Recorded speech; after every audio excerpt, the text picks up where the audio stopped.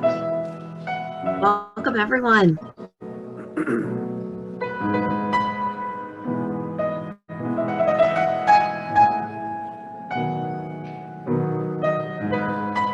Welcome everyone to St. John's. So happy to have you today. We are going to be doing a gift card drawing. So we're asking everyone to drop in chat a number between 1 and 50. Just one per household, please. And we will be giving a gift card at the end of service to the person who's closest without going over.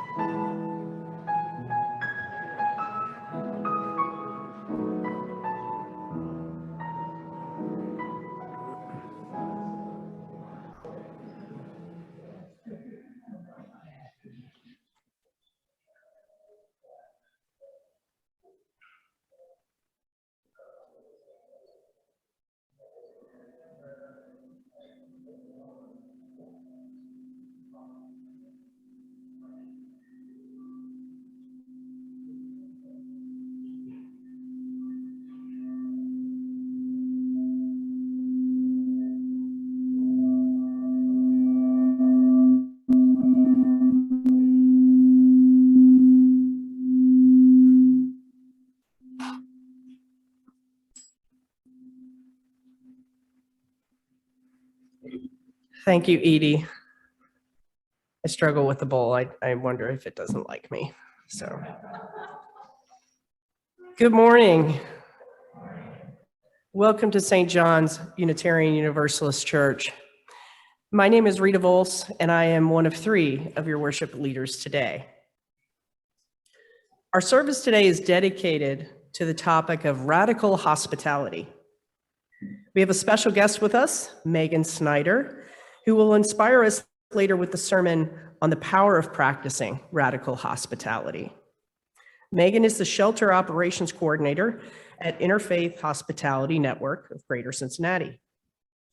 The ministry of IHN is a practice of extending the table of hospitality. It is a radical notion that all are welcome just as they are. And it is very fitting she join us in worship, as it is part of our mission to teach the fragile art of hospitality. And with that, we'll begin our service with the child's light.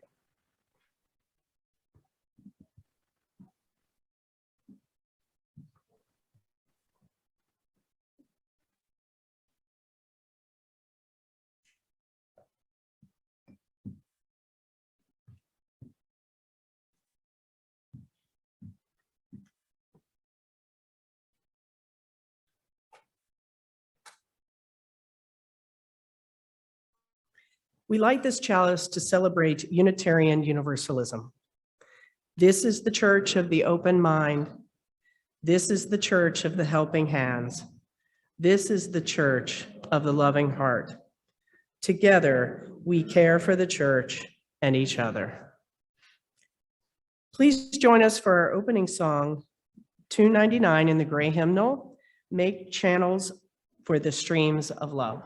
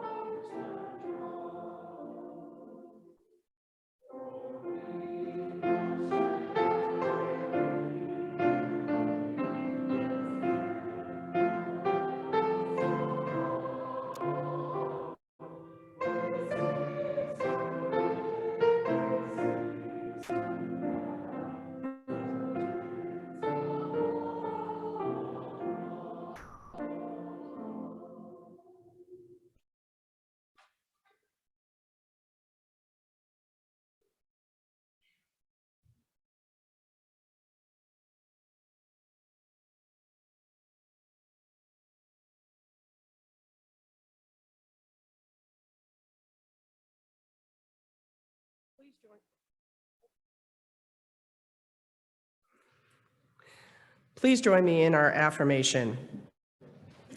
This is the mission of our faith, to teach the fragile art of hospitality, to revere both the critical mind and the generous heart, to prove that diversity need not mean divisiveness, and to witness to all that we must hold the whole world in our hands. At this time in our service is where we contemplate on our special intentions, our joys and concerns, by choosing a stone and placing it in the sand. You may also place your offertory donation in the bowl here up in the front of the pulpit. If you have any joys or concerns that you would like me to share with the community today, please leave them on the table. And those at home, please leave it in chat, and I will be able to pull those up and read those as well.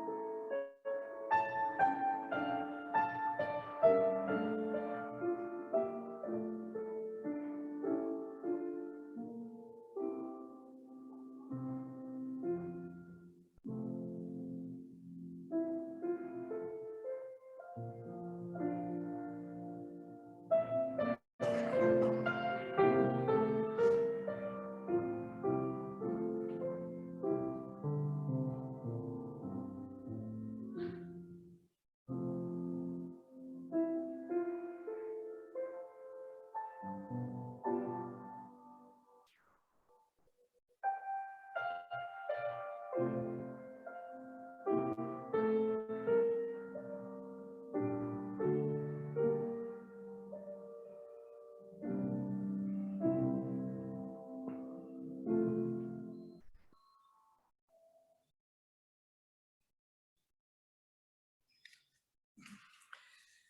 have a few joys and concerns to share with the community today. Pat Brown has a birthday tomorrow. Pat, I didn't know if you were going to just think you were going to slide by, but somebody took care of you.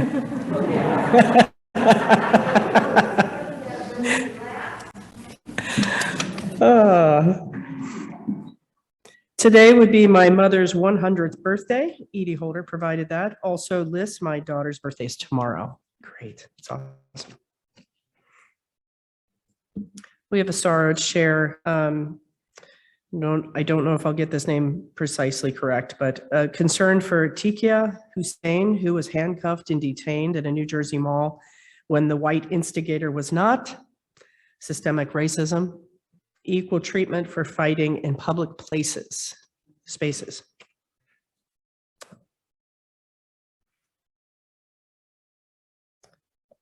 And congratulations to Barbara Haddon. She's announcing that she will be a great-grandmother in October.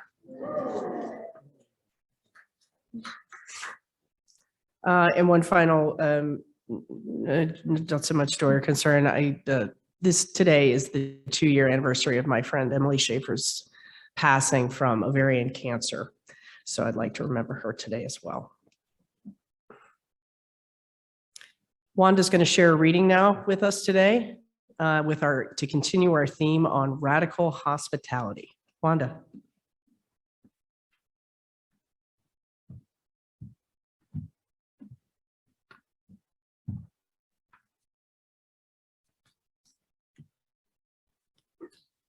This poem is by Jan Richardson, who is a poet and visual artist and is also ordained in the Methodist denomination. It's called A Blessing Called Sanctuary. You hardly knew how hungry you were to be gathered in, to receive the welcome that invited you to enter entirely. Nothing of you found foreign or strange. Nothing of your life that you were asked to leave behind or to carry in silence or in shame. Tentative steps became settling in, leaning into the blessing that enfolded you, taking your place in the circle that stunned you with its unimagined grace. You began to breathe again, to move without fear, to speak with abandon the words you carried in your bones that echoed in your being. You learned to sing. But the deal with this blessing is that it will not leave you alone, will not let you linger in safety, in stasis. The time will come when this blessing will ask you to leave, not because it has tired of you, but because it desires for you to become the sanctuary that you have found, to speak your word into the world, to tell what you have heard with your own ears, seen with your own eyes, known in your own heart, that you are beloved, precious child of God, beautiful to behold, and you are welcome and more than welcome here.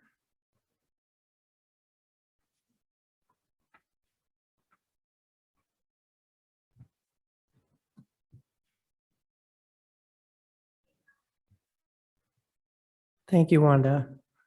Now I'm going to invite the choir to come up and sing the song, Will You Harbor Me?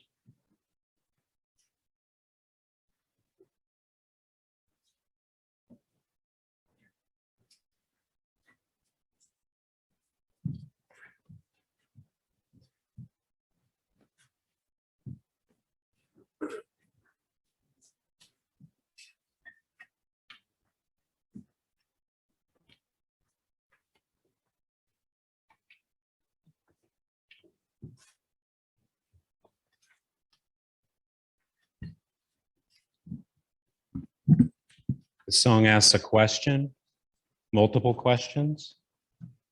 I encourage you to live in this space with the choir, feel the question, and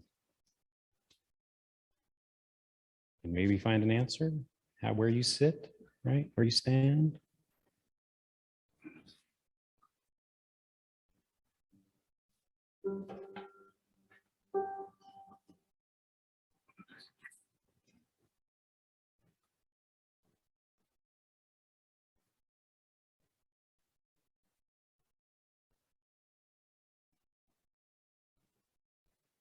Would you harbor me?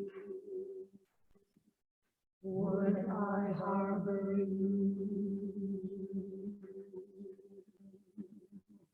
Would you harbor me? Would I harbor you?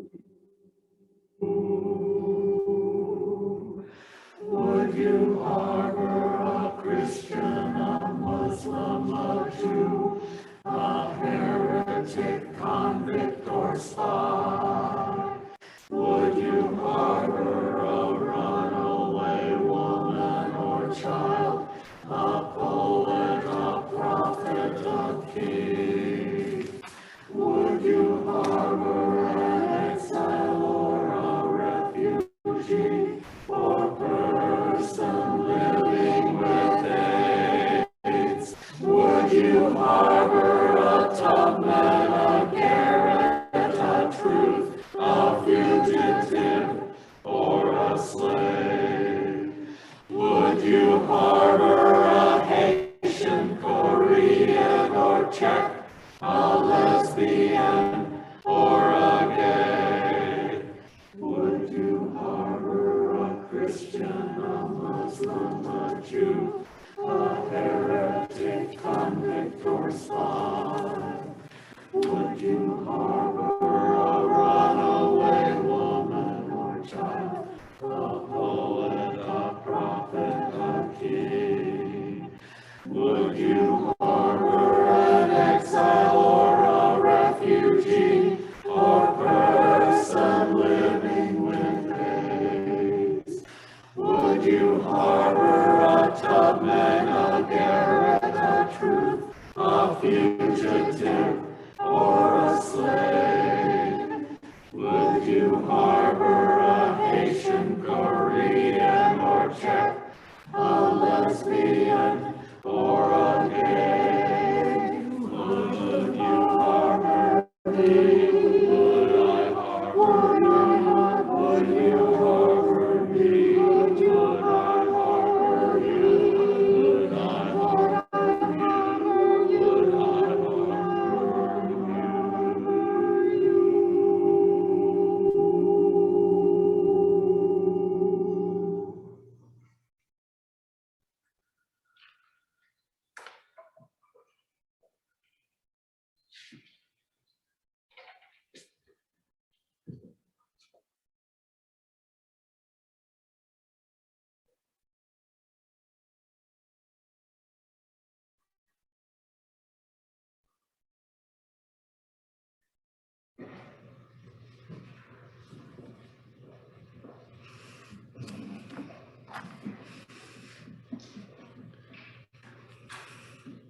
That was beautiful. Thank you.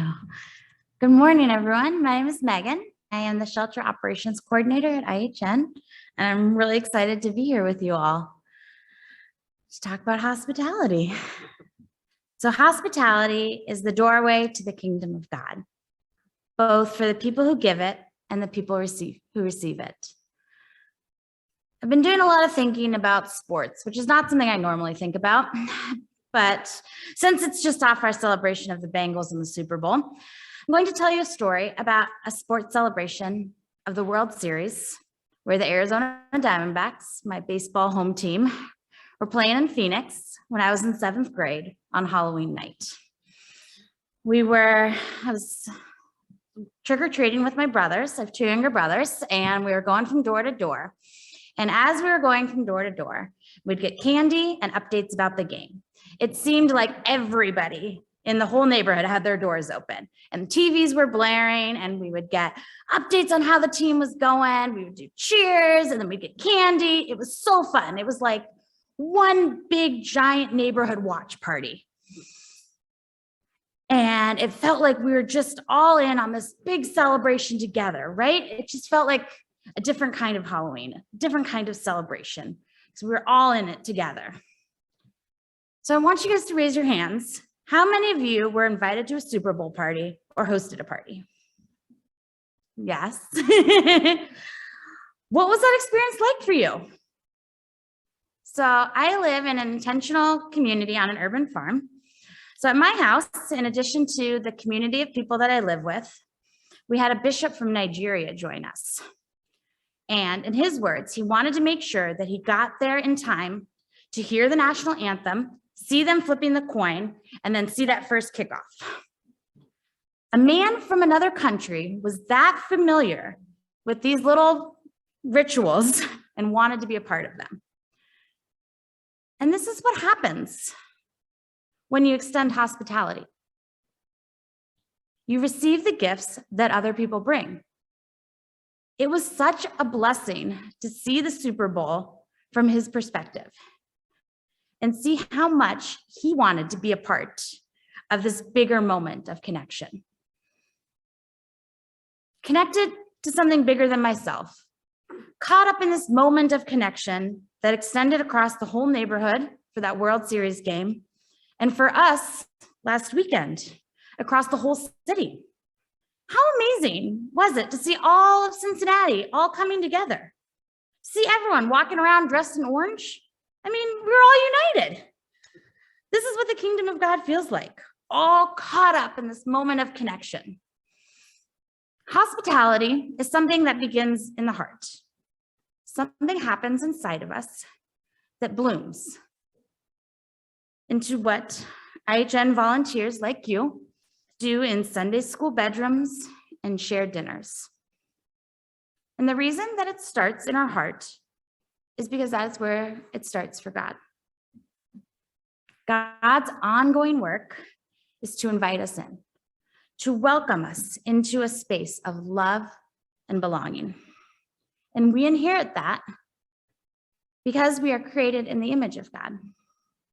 It is part of our core identity, and we give what we first receive. And this is what Jan Richardson is talking about in her poem. She first describes for us what hospitality feels like in her description of sanctuary.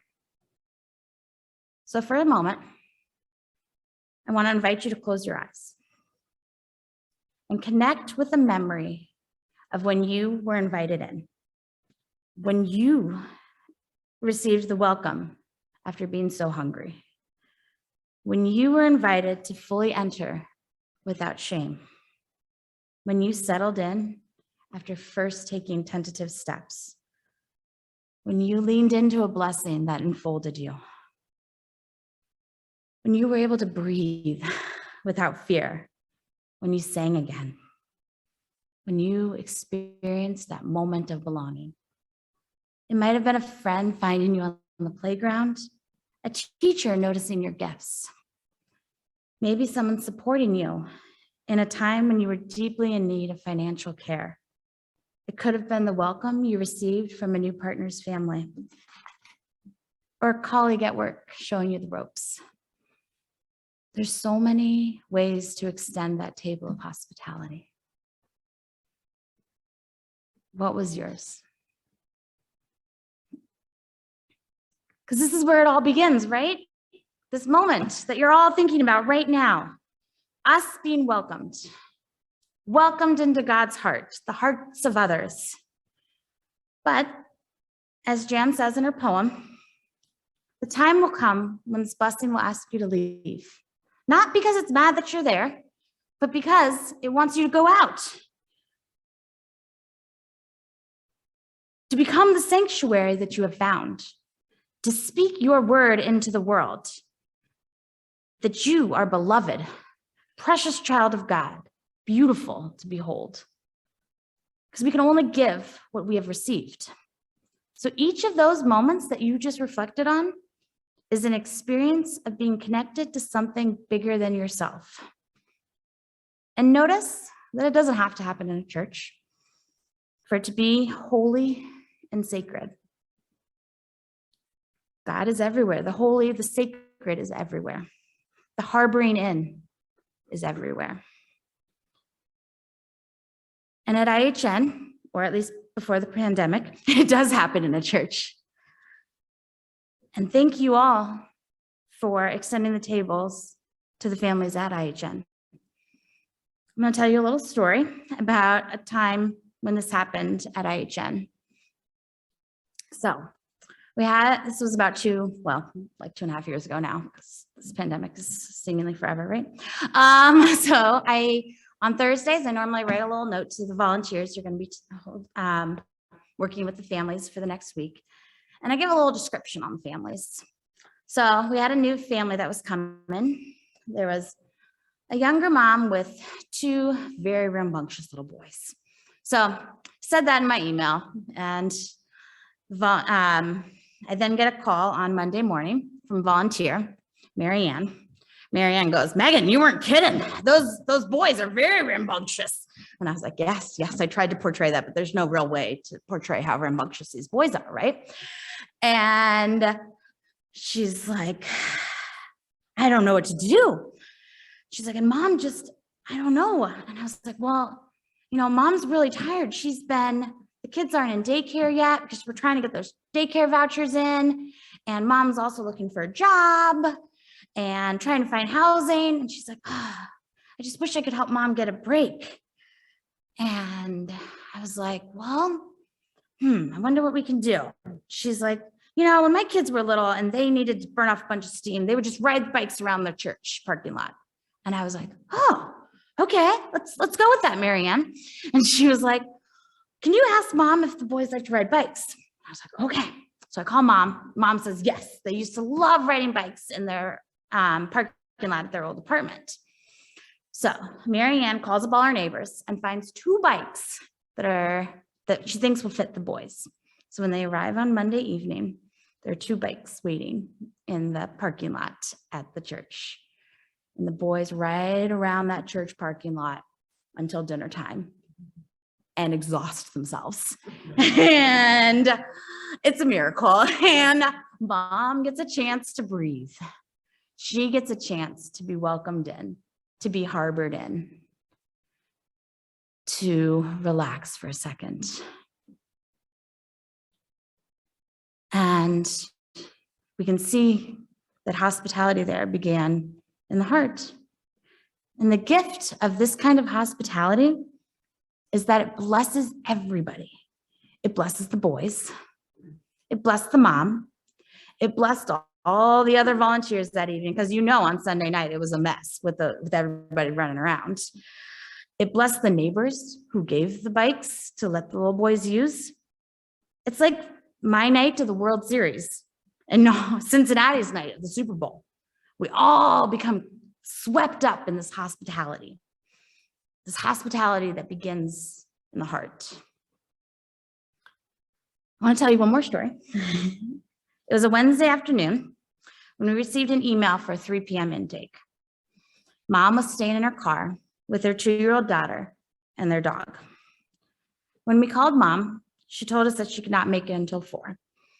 And when she finally arrived at almost 5, we welcomed the family in.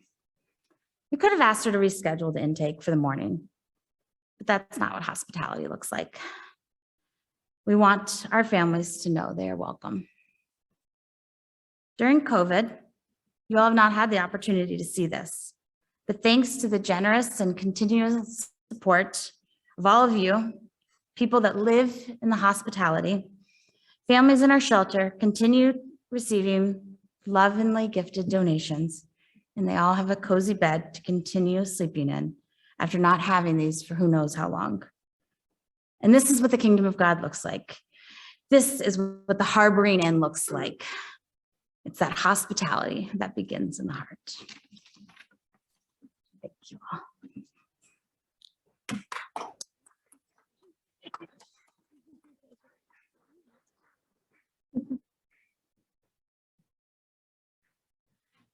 Thank you, Megan, for sharing that. That was great. I don't know about you, but I immediately had an image, radical hospitality, but that image of being welcomed in and feeling at home. I immediately got that image when you asked for us to think of something. And I thank you for that, because it reminds me, makes it very personal to me for that. We have a few announcements before we get to our closing hymn and our benediction today. I'm going to invite Kathy to come up. She has a board moment to share with us.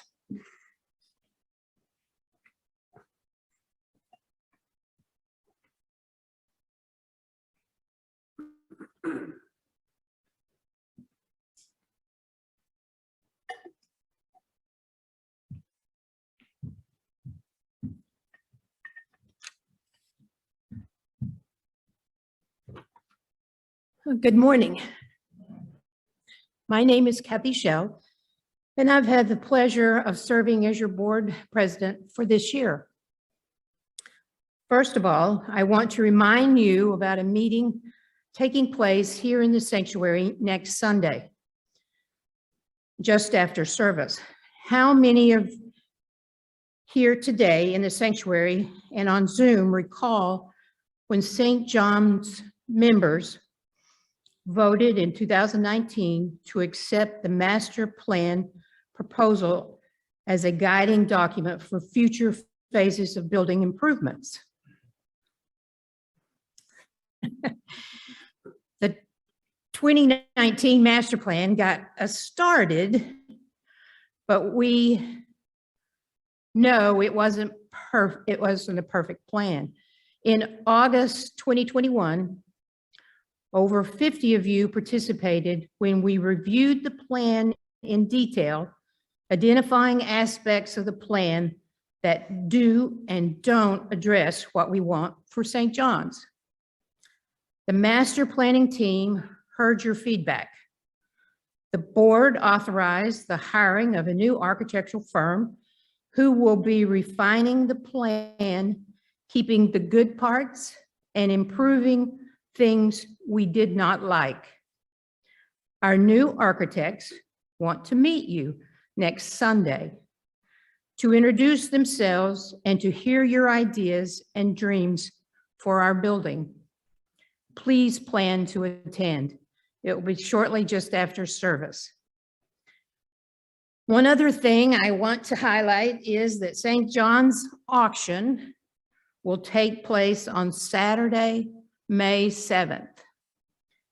It's not too early to start thinking about how you can contribute to the success of this important fundraiser. Can you volunteer to help Aaron? What can you contribute as an auction item? Won't it be great to be part of this fun family event held both indoors and outdoors this year on a sunny spring day? We can hope. Thank you.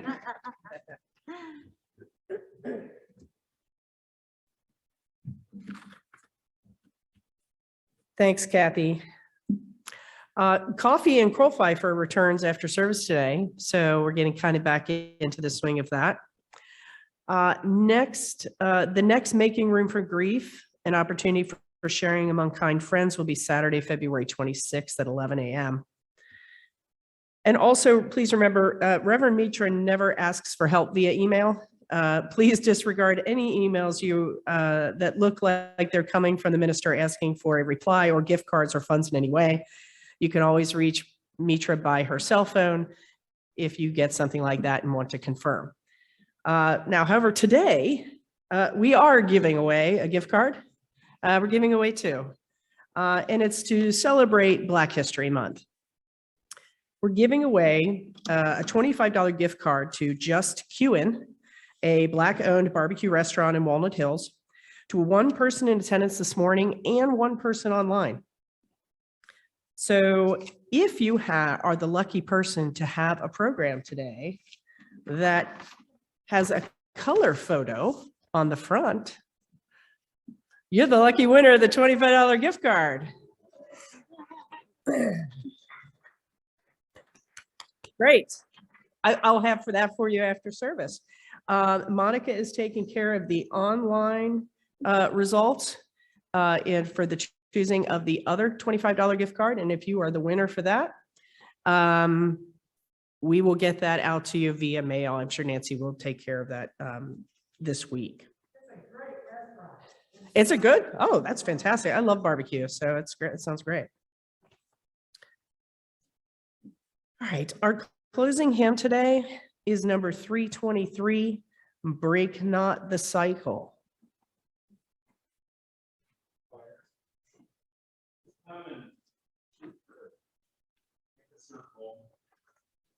Congregation would stand. The choir will complete the circle up here. That works. Break not the circle. 323, one all along. Full space. Create a circle. Sure.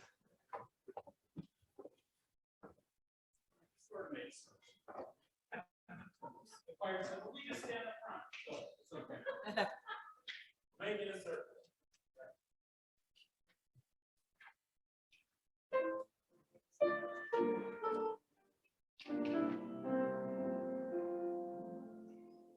Break not the circle of the grow, where people grow forgiven and forgiving. Break not the circle, make it wider still, till it includes and embraces all the living. From what breath is love that comes to life, where words of freedom o'er you bestow down, and cling or leave no store of wrong and good. God will that human bond remain unbroken. Join men who and of the love that frees, till people of whatever race or nation will truly themselves stand on their feet. See eye to eye with laughter and elation.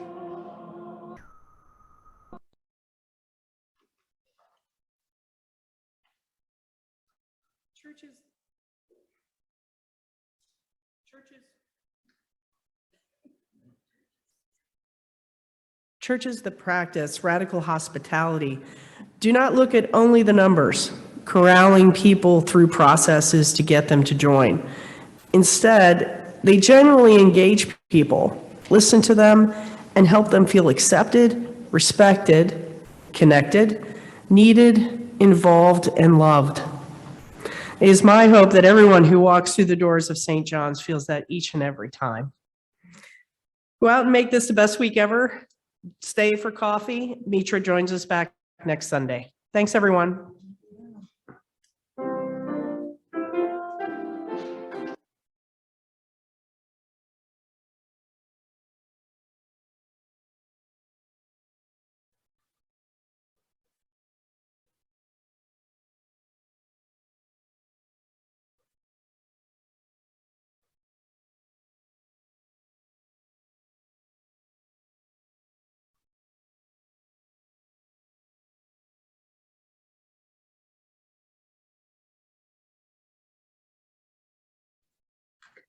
Right. Congrats to Zachary for winning our